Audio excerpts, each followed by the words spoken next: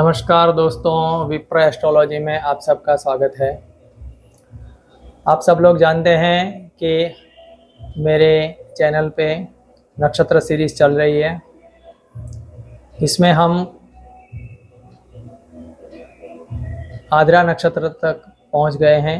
आज हम उसके बाद जो पुनर्वसु नक्षत्र है उसके बारे में बात करेंगे, क्योंकि ज्योतिष में नक्षत्र बहुत ही महत्व है। नक्षत्र के बगैर ज्योतिष बिल्कुल है ही नहीं, या उसका कोई महत्व ही नहीं है। तो आज हम पुनर्वसु नक्षत्र के बारे में बात करेंगे। उसके देवता क्या है, उसके सिंबल क्या है, वो हमें क्या कहना चाहते हैं, और ये इस नक्षत्र के जातक यानी जिनका चंद्र इस नक्षत्र में है उन लोगों के सामान्य गुण कैसे होते हैं, इसके बारे में हम बात करेंगे। सबसे पहले इस नक्षत्र में जो इसका जो नाम है पुनर्वसु, उस नाम से ही हमें कुछ इसके गुण जानने को मिलते हैं। इस पुनर्वसु शब्द का अर्थ ही ऐसा होता है कि पुनर्वसु यानी फिर से बसना, लौट आना, पुनः गठन होना, पुनः स्थापना करना, नवीनीकरण करना, रिपीटेशन करना, एक ही कार्य को दोबारा करना, तीसरी बार करना। ये इसके कुछ इस तरह के उसके अर्थ होते हैं। जब सूर्य आद्रा नक्षत्र में आता है तब बारिश होती है, और उसके कुछ समय बाद जब सूर्य पुनर्वसु नक्षत्र में प्रवेश करता है तब हम धान के बीज रोपाई का कार्य करते हैं। और ये भी एक रिपीटेटिव प्रोसेस है कि हम धान के बीज रोपते हैं, बीज में से वापस धान उगता है, फिर वापस उसके बीज रोपते हैं और धान रोपता है। तो ये मैंने कहा कि पुनरावर्तन, नवीनीकरण, पुनः वसवाट, फिर से आना, लौट आना, ये सब उसका मुख्यतः इसके ये जो गुण है ये हमें ये शब्द समझाता है। इसके साथ साथ इसके जो सिंबल है जो वो है जो बाणों से भरा तरकश, यानी जो तीर है, या कहते हैं कि जो बुमरैंग हम बोलते हैं कि एक ऐसा शस्त्र या अस्त्र जिसको हम कहीं मारते हैं तो वो जाता है और टारगेट को हिट करके वो वापस लौट आता है। ऐसा कोई तीर भी हो जिस वो तीर गया और मार के वो अपना कार्य पूर्ण करके वो वापस लौट आता है। ये सिंबल से हमें ये समझाना चाहता है कि पुनर्वसु नक्षत्र ये बताता है कि अपने किसी भी मिशन को पार करके, कार्य पूर्ण करके वो सुरक्षित लौटने का गौरव प्राप्त करता है। वो आएगा भी, वो भी सुरक्षित। मिशन किसी भी स्तर का हो, यानी वो जो कार्य का मिशन हो वो चाहे मानसिक स्तर पर हो, शारीरिक स्तर पर हो, भावनात्मक स्तर पर हो, और ये मिशन चाहे सूक्ष्म हो या बड़ा हो, कारण हो, कोई भी हो, लेकिन मुख्य उद्देश्य जो पुनर्वसु का है वो सुरक्षित वापसी निश्चित करता है। और इसका वैकल्पिक स्वरूप या वैकल्पिक एक और भी चिन्ह है कि घर, यानी घर वापस लौटना। जैसे हम कोई एक छोटा सा भी मिशन हम पार पाड़ते हैं, सिटी में जाते हैं, कुछ खरीदी करते हैं, वापस घर लौट जाते हैं। तो ये पुनर्वसु नक्षत्र खास करके ये घर लौटने का, वापस आने का ये नक्षत्र है। इस नक्षत्र से जुड़े हुए हमारे आराध्य प्रभु श्री राम है। रामायण में उल्लेख है कि प्रभु श्री राम का जन्म पुनर्वसु नक्षत्र में हुआ।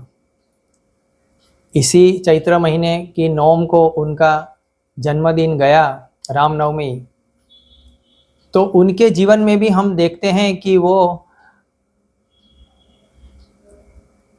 वन में गए और अपना जो मुख्य कार्य था वो चलते चलते पैदल चलते चलते पूरे दक्षिण भारत तक पहुंच गए, उत्तर भारत से, और वहां से लंका तक गए। और जो उनका कार्य था, मुख्य मिशन, वो राक्षस जाति का उद्धार करके, रावण का संहार करके वो पूर्णतः वापस सुरक्षित लौट आए अयोध्या में, और फिर अयोध्या में उन्होंने राज किया। तो मैंने भी अपनी जीवन में काल में काफ़ी कुछ कुंडलियाँ ऐसी भी देखी हैं कि जिनकी कुंडली में जो प्रोमिनेंट ग्रह चतुर्थ भाव का स्वामी या द्वितीय भाव का स्वामी वो पुनर्वसु नक्षत्र में अगर आता है तो वो इंसान विदेश तो जाता है, लेकिन वो लंबे समय तक टिकता नहीं है, वापस अपनी मातृभूमि में वापस आता है। तो ये वापस घर वापसी या पुनः सुरक्षित लौटने का ये खास करके ये नक्षत्र है। अब हम इसके देवता की बात करें तो ये एक नक्षत्र ऐसा है जिसके देवता नहीं किंतु देवी है। माता अदिति इसकी देवी है या देव है। इसका जो नक्षत्र मंत्र है इसलिए ओम अदितये नमः। और माता अदिति हम सब जानते हैं देवताओं की माता है, 12 आदित्यों की माता है। यानी जो कश्यप ऋषि की 2 पत्नियां दिति और अदिति, जिसमें दिति के पुत्र दैत्य यानी दानव और अदिति के पुत्र देव, और देव और दानवों में संग्राम हमेशा होता रहा है। यानी फिजिकली बात करें फिजिक्स की भाषा में तो जो ब्रह्मांड में जो डार्क मैटर है वो दिति है, और जो ल्यूमिनस मैटर है वो सब अदिति है। यानी अदिति के जो संतान हुए वो सब प्रकाशमान, यानी अंधकार से हमें, अंधकार रूपी अज्ञान से हमें ज्ञान रूपी प्रकाश की ओर ले जाने का कार्य ये पुनर्वसु नक्षत्र करता है। ये ज्ञान देता है, हमारे जीवन में जो भी अंधकार है उस अंधकार को दूर करके प्रकाश की ओर ले जाता है। क्योंकि दिति जो माता अदिति है इसकी देवी, वो सभी प्रकाशित ब्रह्मांड की सभी स्वयं प्रकाशित जो ल्यूमिनस तारे या ग्रह है उन सब की वो माता है। माँ अदिति के ही जो स्वरूप है अलग अलग, उसी में से भगवान ने भी जन्म लिया है। यानी माता अदिति एक ऐसी माँ है जिसमें से ही भगवान स्वयं जन्म लेते हैं, और भगवान जो ईश्वर जो सुप्रीम गॉड है उसी में से अदिति ने भी जन्म लिया है।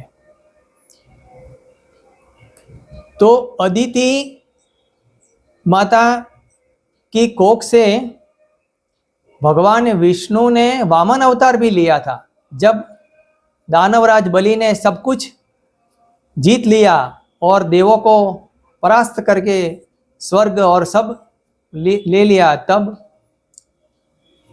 वामन अवतार धारण करके प्रभु आए और उन्होंने बलि राजा से 3 डग पृथ्वी मांगी, और बलि राजा ने संकल्प लेके वो देने का निश्चय किया। तो प्रथम पग में ही पूरा पृथ्वी ले लिया, दूसरे में पूरा ब्रह्मांड ले लिया, स्वर्ग वर्ग सब। बोले तीसरा पग कहाँ रखूं? तो फिर बलि राजा ने कहा कि मेरे मस्तक पर रख दीजिए, और फिर भगवान ने उनके मस्तक पर पैर रख के उनको पाताल लोक में भेज दिया। लेकिन उनकी जो दान उन्होंने खुशी खुशी सब कुछ दिया, उससे प्रसन्न होकर उसको अमरत्व का वरदान दिया। यानी जो 7 चिरंजीवी है पृथ्वी पर, उसमें एक बलि राजा है, वो अमर है। और बलि राजा ने सिर्फ भगवान से इतना ही मांगा कि आप हमेशा मेरे साथ रहे और मैं आपकी सेवा करता रहूं, मुझे आपकी भक्ति हमेशा प्राप्त हो। और ऐसा कहा जाता है कि भगवान उसके साथ पाताल लोक में भी रहते हैं। और हमारे केरला में एक बहुत बड़ा उत्सव आता है ओणम, और ऐसा कहते हैं कि उस वक्त ये बलि राजा उस ओणम के दिनों में प्रजा का ध्यान रखने के लिए आते हैं। कुछ दिनों के लिए भगवान ने उनको अलाउ किया है कि आप आइए और फिर वापस पाताल में चले जाइए, तो अपनी प्रजा का ध्यान रखने के लिए बलिराजा आते हैं। तो ये नक्षत्र इस तरह से ये सब स्टोरियों के साथ जुड़ा हुआ है। राम अवतार में भी भगवान ने अवतार लिया तो वो कौशल्या माता भी थी, वो एक तरह से अदिति का ही स्वरूप लेके, जैसे विष्णु अवतार ने राम जी अवतार लिया विष्णु में से, तो इसी तरह से अदिति माता ने ही कौशल्या माँ का स्वरूप धारण किया था। और कृष्ण अवतार में भी देवकी माता ने भी अदिति माता का ही अवतार धारण किया था, स्वरूप था ये एक। तो इस तरह से अदिति माता जो देवताओं की भी माता है और स्वयं भगवान की भी माता है, ये इसका इतना महत्व है। तो ये माता से जुड़ा हुआ है ये नक्षत्र। तो इसके लिए इसके अंदर जो गुण होंगे वो स्वाभाविक है। कैसे होंगे कि उत्पाद करना, पोषण करना, मातृ प्रकृति यानी पालन पोषण करना, ध्यान रखना, संभालना, उसका नर्चरिंग करना, उसको सीख देना, उसको प्रोत्साहित करना। जैसे माता बच्चे को किस तरह से पालती है, बस वैसे ही जैसे पुनर्गठन, नवीनीकरण, पुनर्मिलन, क्रिया, प्रयास, इस सब उनके अंदर आता है। क्रिया और प्रयास किस लिए मैं कह रहा हूं, क्योंकि मैंने पहले कहा कि जो बाण या जो उसका जो अस्त्र है जो जाता है अपने मिशन पर, तो वो जाते वक्त उसको क्रिया चाहिए, उसको वेग चाहिए। तो क्रिया और वेग भी इसके साथ जुड़े हों और फिर वो टारगेट को हिट करके वापस भी आता है। वापस आने के लिए भी उसको क्रिया और वेग चाहिए।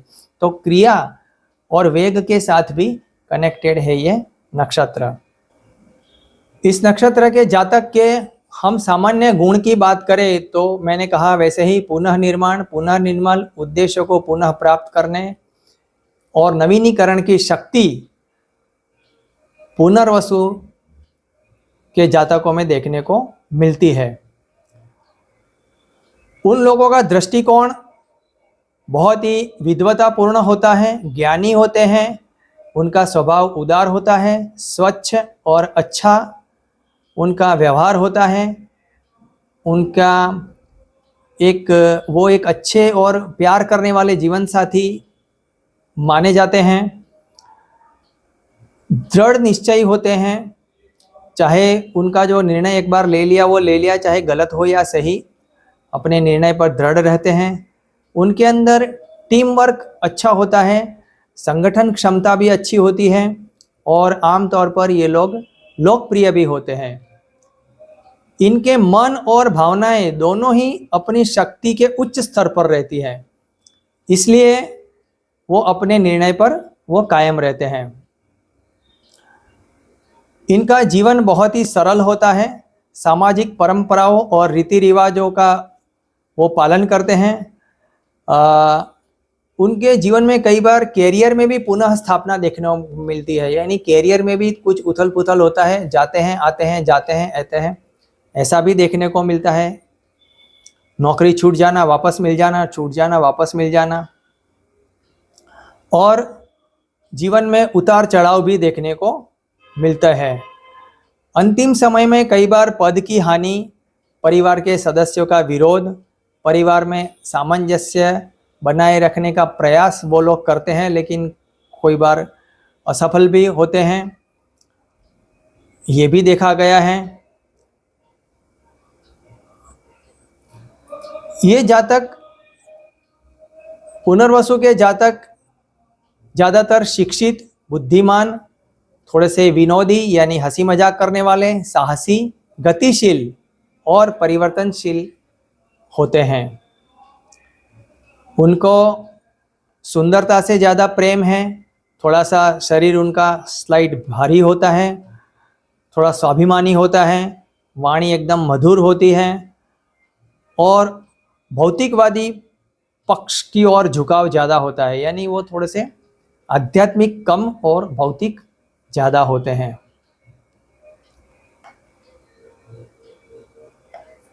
ये जातक ज़्यादातर संतुष्ट होते हैं, जो भी मिला उसमें संतुष्टि प्राप्त करते हैं। उनको एक सरल और आध्यात्मिक जीवन जीने में भी वो विश्वास करते हैं, लेकिन आध्यात्मिक कम और भौतिक ज़्यादा होते हैं। कोई भी नकारात्मक ऊर्जा उनको ज़्यादा देर तक परेशान नहीं करती, और अगर नकारात्मक ऊर्जा या विचार आते हैं तो उससे छुटकारा पाने के लिए वो फिर से तुरंत मेहनत भी करते हैं। पुनर्वसु एक ऐसा नक्षत्र है जहां पे मानसिक और भावनात्मक की परस्पर क्रिया